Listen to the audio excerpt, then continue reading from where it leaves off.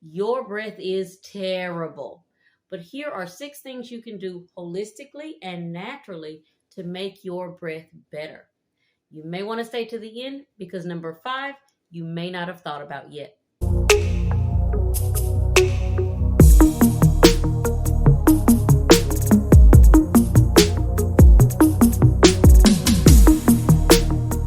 Number 1, eliminate all the possibilities outside of your mouth. So that might be like sinus or allergies causing your breath to smell bad, or even just putting a bad smell in your nose and making you think that your breath smells bad. It also might include stomach acids, like from acid reflux or GERD. These gurgling stomach acids that get regurgitated can really leave a bad taste and smell in your mouth when in fact it's not even coming from your mouth.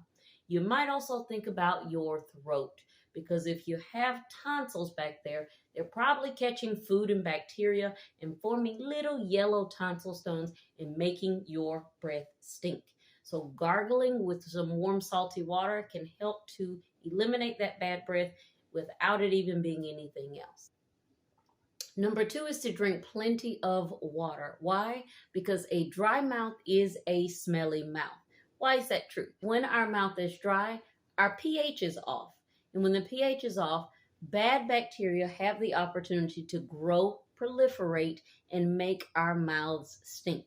So staying hydrated will help your mouth to smell much better, and it washes away any particulates or debris that may be lurking around from whatever you ate last. Getting rid of all of that will also make your mouth smell better. Number 3 is to keep your mouth clean. I love to do this in a particular order. I like to floss first, and then I use a tongue scraper. After that, I use a non-alcoholic mouth rinse, and last, I brush my teeth. Why do I do it in that order? The same way that you clean your house, you pick up all the things first, and then you do your deep clean where you're wiping, you're washing, you're cleaning things. In the same way when you clean your mouth. So when you floss first, you're getting all of the particulates, the debris, all of those things out from in between your teeth and loosening up any plaque and bacteria, getting them ready to remove. Then we use a tongue scraper. This is going to get 70 to 80% of the bad breath germs out of your mouth. So it's very important to use a tongue scraper if you want fresh breath. After that, we use a non-alcoholic mouth rinse. Why non-alcoholic? Because a non-alcoholic mouth rinse is going to, again, help to keep your pH balanced, which will help your breath in the long term. We use it right after a tongue scraper because studies show that using a mouth rinse after you scrape your tongue help those good effects to last longer. See where I'm going with that? And last but not least, we clean everything out with our toothbrush. My preference is an electric toothbrush, but a manual also works great if you don't have one. Just make sure that you're getting everywhere and you're brushing for 2 minutes. And my secret for getting everywhere and making sure that I'm really getting things clean is disclosing tablets. You can get these on Amazon or anywhere. You chew them up. They turn your teeth pink or purple, helps you to see where the plaque is, and then you know that you're removing all of it effectively. Another great thing that a lot of people like to use, especially people who love holistic and natural solutions like myself, is oil pulling. Some people do it for 2 minutes and some people do it for 10 minutes. It all depends on how much time you have, your tolerance level, things like that. But the oils will help again to pull toxins, bacteria, things like that out of your mouth. Just be sure not to spit it in the sink because it will clog, but spit it in the trash can. Fourth, but not finally, is saliva testing. I do this in my holistic oral health coaching practice because it's such a wonderful glimpse into what's going on not only orally but systemically.